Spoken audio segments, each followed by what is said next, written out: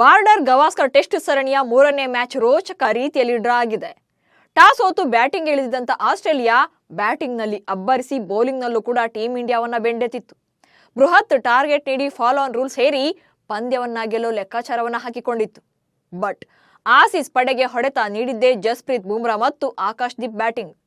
ಇವರಿಬ್ಬರ ಬ್ಯಾಟಿಂಗ್ ಇಡೀ ಪಂದ್ಯದ ಲೆಕ್ಕಾಚಾರವನ್ನೇ ಬುಡಮೇಲು ಮಾಡಿತ್ತು. ಅಂದುಕೊಂಡಂತೆ ಕೊನೆಗೂ ಕೂಡ ಮ್ಯಾಚ್ ಡ್ರಾನಲ್ಲಿ ಅಂತ್ಯ ಕಂಡಿದೆ.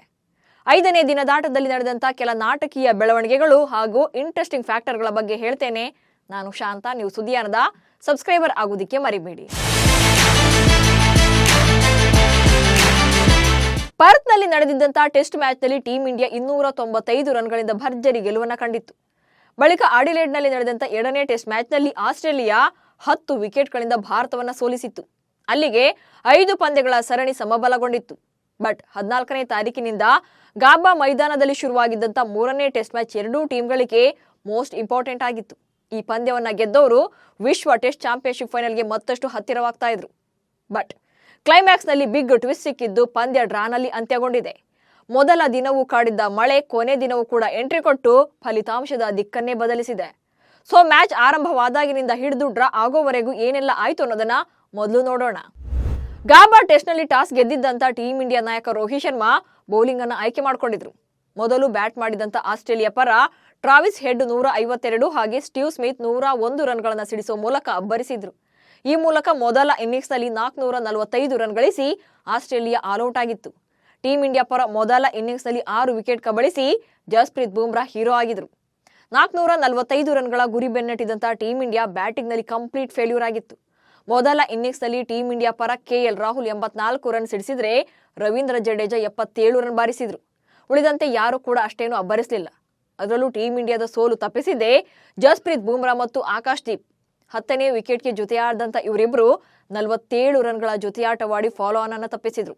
ಅದರಲ್ಲೂ ಕೂಡ ಆಕಾಶ್ದೀಪ್ 31 ರನ್ಗಳನ್ನ ಸಿಡಿಸಿ ಹೀರೋ ಆಗಿದ್ರು. ಈ ಮೂಲಕ ಮೊದಲ ಇನ್ನಿಂಗ್ಸ್ ನಲ್ಲಿ 260 ರನ್ ಗಳಿಸಿ ಟೀಂ ಇಂಡಿಯಾ ಆಲ್ಔಟ್ ಆಯಿತು. ಇನ್ನು ಸೆಕೆಂಡ್ ಇನ್ನಿಂಗ್ಸ್ ಅನ್ನು ಆರಂಭಿಸಿದಂತ ಆಸ್ಟ್ರೇಲಿಯಾ 7 ವಿಕೆಟ್ ನಷ್ಟಕ್ಕೆ 89 ರನ್ ಗಳಿಸಿ ಪಂದ್ಯವನ್ನ ಡಿಕ್ಲೇರ್ ಮಾಡಿಕೊಳ್ತು. ಮೊದಲ ಇನ್ನಿಂಗ್ಸ್ ಹಿನ್ನಡೆಯೊಂದಿಗೆ ದ್ವಿತೀಯ ಇನ್ನಿಂಗ್ಸ್ ನಲ್ಲಿ ಕಣಕ್ಕಿಳಿದಿದ್ದಂತ ಭಾರತಕ್ಕೆ 275 ರನ್ಗಳ ಗುರಿ ಇತ್ತು. ಟೀಂ ಇಂಡಿಯಾ ಸೆಕೆಂಡ್ ಇನ್ನಿಂಗ್ಸ್ ಅನ್ನು ಆರಂಭಿಸಿದ್ದು ಕೆಎಲ್ ರಾಹುಲ್ ಮತ್ತು ಯಶಸ್ವಿ ಜೈಸ್ವಾಲ್ ಬ್ಯಾಟಿಂಗ್ ಅನ್ನು ಶುರು ಮಾಡಿಕೊಂಡ್ರು. ಜೈಸ್ವಾಲ್ ಮತ್ತು ಕೆಎಲ್ ರಾಹುಲ್ 8 ರನ್ಗಳನ್ನ ಕಲೆ ಹಾಕಿದ್ರು. ಅಷ್ಟರಲ್ಲಿ ಮಳೆ ಎಂಟ್ರಿ ಕೊಟ್ಟಿದ್ದು 5ನೇ ದಿನದಾಟವನ್ನ ಅಂಪೈರ್ ರದ್ದುಗೊಳಿಸಿದ್ರು. ಈ ಮೂಲಕ ಭಾರತ ಮತ್ತು ಆಸ್ಟ್ರೇಲಿಯಾ ನಡುವಿನ 3ನೇ ಟೆಸ್ಟ್ ಪಂದ್ಯ ಡ್ರಾನಲ್ಲಿ ಅಂತ್ಯವಾಯಿತು. ಮಳೆಯ ಅಡ್ಡಿ ನಡುವೆ ಕೊನೆಯ ದಿನದಾಟದಲ್ಲಿ ಇನ್ನೂ ಕೂಡ 50 ಓವರ್ ಬಾಕಿ ಇರುವಂತೆಯೇ ಉಭಯ ತಂಡಗಳ ನಾಯಕರ ಸಮ್ಮತಿಯಿಂದಾಗಿ ಗಾಬಾ ಟೆಸ್ಟ್ ಪಂದ್ಯ ಡ್ರಾನಲ್ಲಿ ಅಂತ್ಯವಾಯಿತು. 3ನೇ ಪಂದ್ಯ ಡ್ರಾ ಯಾವ ತಂಡಕ್ಕೆ ಪ್ಲಸ್? ಬಾರ್ಡರ್ ಗವಾಸ್ಕರ್ ಟೆಸ್ಟ್ ಸರಣಿಯ 5 ಪಂದ್ಯಗಳು ಭಾರತ ಮತ್ತು ಆಸ್ಟ್ರೇಲಿಯಾ ಪಾಲಿಗೆ ತುಂಬಾನೇ ಮಹತ್ವದ್ದಾಗಿದ್ವು.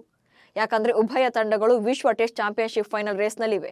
ಇದೀಗ ಈ ಸರಣಿಯ 3ನೇ ಪಂದ್ಯ ಡ್ರಾನಲ್ಲಿ ಕೊನೆಗೊಂಡ್ರೂ ಕೂಡ ಟೀಂ ಇಂಡಿಯಾಗೆ ಚಿಂತೆ ಇಲ್ಲ. ಯಾಕಂದ್ರೆ ಭಾರತ ತಂಡ ಮುಂದಿನ 2 ಪಂದ್ಯಗಳಲ್ಲಿ ಗೆಲುವನ್ನ ಸಾಧಿಸುವ ಮೂಲಕ ವಿಶ್ವ ಟೆಸ್ಟ್ ಚಾಂಪಿಯನ್ಶಿಪ್ನ ಫೈನಲ್ಗೆ ಇರಬಹುದು.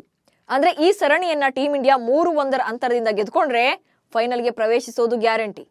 ಮೆಲ್ಬೋರ್ನ್ ಮತ್ತು ಸಿಡ್ನಿಯಲ್ಲಿ ನಡೆಯಲಿರುವಂತಹ ಕೊನೆ 2 ಟೆಸ್ಟ್ ಪಂದ್ಯಗಳನ್ನ ಜಯ ಸಾಧಿಸಿದ್ರೆ ಟೀಂ ಇಂಡಿಯಾ ಅಂಕಪಟ್ಟಿಯಲ್ಲಿ ಸೆಕೆಂಡ್ ಪ್ಲೇಸ್ನೊಂದಿಗೆ ವಿಶ್ವ ಟೆಸ್ಟ್ ಚಾಂಪಿಯನ್ಶಿಪ್ನಲ್ಲಿ ಫೈನಲ್ಗೆ ಇರುತ್ತೆ.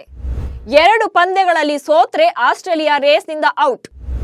ಆಸ್ಟ್ರೇಲಿಯಾ ತಂಡ ಭಾರತದ ವಿರುದ್ಧ ಮುಂದಿನ 2 ಪಂದ್ಯಗಳಲ್ಲಿ ಸೋತ್ರೆ ಫೈನಲ್ ರೇಸ್ನಿಂದ ಹೊರಬೀಳಲಿದೆ. ಯಾಕಂದ್ರೆ ಟೀಂ ಇಂಡಿಯಾ 3-1 ಅಂತರದಿಂದ ಬಾರ್ಡರ್ ಗವಾಸ್ಕರ್ ಟೆಸ್ಟ್ ಸರಣಿಯನ್ನು ಗೆದ್ರೆ ಆಸ್ಟ್ರೇಲಿಯಾ ತಂಡದ ಶೇಕಡಾವಾರು ಅಂಕ ಕಡಿಮೆಯಾಗಲಿದೆ. ಅಲ್ಲದೆ ಮುಂದೆ ಶ್ರೀಲಂಕಾ ವಿರುದ್ಧದ 2 ಪಂದ್ಯಗಳ ಟೆಸ್ಟ್ ಸರಣಿಯನ್ನು ಗೆದ್ರೂ ಕೂಡ 57% ಅಂಕಗಳನ್ನು ಮಾತ್ರ ಪಡೆಯುತ್ತೆ ಆಸ್ಟ್ರೇಲಿಯಾ. ಇದರಿಂದ 60.52% ಅಂಕಗಳೊಂದಿಗೆ ಟೀಂ ಇಂಡಿಯಾ ವಿಶ್ವ ಟೆಸ್ಟ್ ಚಾಂಪಿಯನ್ಶಿಪ್ ಫೈನಲ್ಗೆ ಇರೋದು ಖಚಿತವಾಗಲಿದೆ. ಬಟ್ ಇದು ಸಾಧ್ಯ ಆಗಬೇಕು ಅಂದ್ರೆ ಭಾರತ ತಂಡ ಮೆಲ್ಬೋರ್ನ್ ಹಾಗೆ ಸಿಡ್ನಿಯಲ್ಲಿ ಆಸ್ಟ್ರೇಲಿಯಾ ತಂಡವನ್ನ ಬಗ್ಗು ಬಡಿಯಲೇಬೇಕು. ಅಕಸ್ಮಾತ್ ಏನಾದರೂ ಆಸ್ಟ್ರೇಲಿಯಾ ಗೆದ್ರೆ ಆಸ್ಟ್ರೇಲಿಯಾವೇ ವಿಶ್ವ ಟೆಸ್ಟ್ ಚಾಂಪಿಯನ್ಶಿಪ್ ಫೈನಲ್ಗೆ ಇರುತ್ತೆ. ಸದ್ಯ ಭಾರತ ಮತ್ತು ಆಸ್ಟ್ರೇಲಿಯಾ ನಡುವೆ ಬಾರ್ಡರ್ ಗವಾಸ್ಕರ್ ಟ್ರೋಫಿ ಸರಣಿಯಲ್ಲಿ ಉಭಯ ತಂಡಗಳು ತಲಾ 1 ಪಂದ್ಯಗಳನ್ನು ಗೆದ್ದು ಸರಣಿ ಸಮಬಲವನ್ನು ಸಾಧಿಸಿವೆ. 3ನೇ ಮ್ಯಾಚ್ ಡ್ರಾ ಆಗಿರೋದ್ರಿಂದ ಮುಂದಿನ 2 ಪಂದ್ಯಗಳೇ ಟರ್ನಿಂಗ್ ಪಾಯಿಂಟ್ ಆಗಲಿವೆ. ಹೀಗಾಗಿ ಮೆಲ್ಬೋರ್ನ್ ಹಾಗೂ ಸಿಡ್ನಿಯಲ್ಲಿ ನಡೆಯಲಿರುವಂತಹ 4 ಮತ್ತು 5ನೇ ಪಂದ್ಯದಲ್ಲಿ ಭರ್ಜರಿ ಪೈಪೋಟಿ ಇರೋದಂತೂ ಪಕ್ಕ. ಸೊ ಮುಂದಿನ 2 ಪಂದ್ಯಗಳನ್ನ ಗೆಲ್ಲಬೇಕು ಅಂದ್ರೆ ಟೀಂ ಇಂಡಿಯಾದಲ್ಲಿ ಏನೆಲ್ಲ ಬದಲಾವಣೆ ಆಗಬೇಕು, ಪ್ಲೇಯಿಂಗ್ 11 ನಲ್ಲಿ ಏನಾದರೂ ಚೇಂಜಸ್ ಆಗಬೇಕಾ ಅಥವಾ ಆರ್ಡರ್ ಚೇಂಜ್ ಮಾಡಬೇಕಾ ಅನ್ನೋದನ್ನ ಕಮೆಂಟ್ಸ್ ಮೂಲಕ ತಿಳಿಸಿ. ಹಾಗೆ ಸುದ್ದಿಯಾನವನ್ನು ಫಾಲೋ ಮಾಡಿ. ನಮಸ್ಕಾರ.